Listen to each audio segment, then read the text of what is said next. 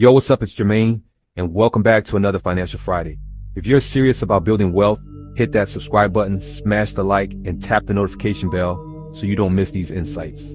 Today, I'm going to take you through my real-world journey in real estate, the highs, the lows, and the lesson that cost me thousands of dollars. This one's going to hit different, so pay attention. So back in 2014, I decided I wanted to start investing in real estate. I knew the houses in Baltimore were cheap compared to where I was in the DC metro area. I was looking for properties that I could pay cash for, and I had some cash because I'd been running a good eBay business at the time. That allowed me to buy properties outright, no mortgage, no banks, all cash.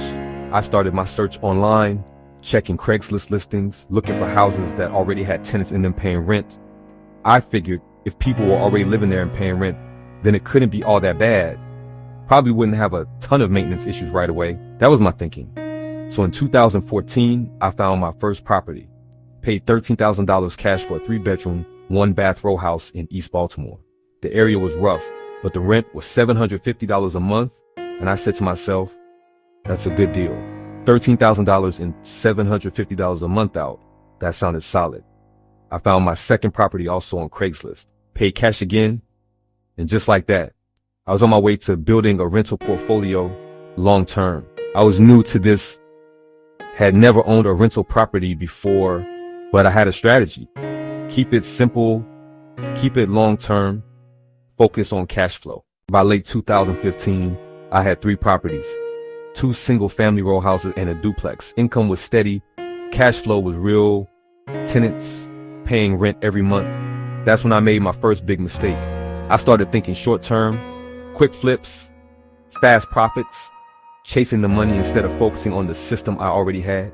I bought 3 more properties to flip, thinking I could double my money fast. None of these flips were generating income yet. So now I had 3 properties making money and 3 properties costing me money. Money going out, no money coming in. And because I didn't live in Baltimore, I had to coordinate everything from a distance, contractors, inspections, repairs. And let me tell you, some of those deals were shady. The rental properties required maintenance too, sure. But that was small compared to the money I was losing on the flips. That's when it hit me, long-term strategy beats short-term thinking every time. Let's break it down. My first property, $13,000 cash in, $750 a month out.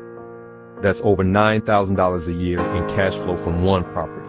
By the time I had 3 rental properties, I was making over $2,000 a month, $24,000 a year, on a $30-some thousand total investment.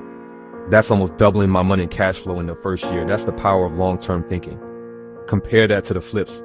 Money going out, no cash flow coming in, headaches everywhere.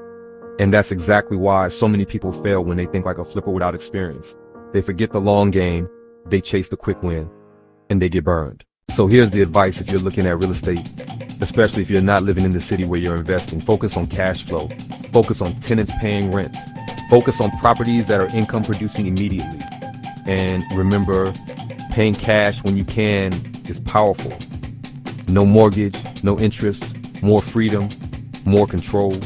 Don't get caught up chasing flips unless flipping is your strategy and you understand the risks. Build a system where your money works for you, where every decision is strategic, where patience is your friend. That's how you build real wealth. It all comes down to mindset. Are you thinking short term or long term? Are you thinking about quick money? Or are you thinking about building something that will grow for years? I learned the hard way, chasing instant gratification doesn't build wealth. It builds stress, it builds losses, it builds regret. When I look back at that first property, $13,000 cash, $750 a month in rent. That was my foundation. That small step taught me patience, discipline, and long-term thinking. I stumbled along the way with flips, but the lesson is crystal clear. Build with strategy, not impulse. Build with patience, not greed. Build with cash flow, not hope. All right, that's it for today's Financial Friday. If this story resonated with you, if you're ready to shift your mindset and start building wealth the right way, hit that subscribe button, smash the like, and tap the notification bell.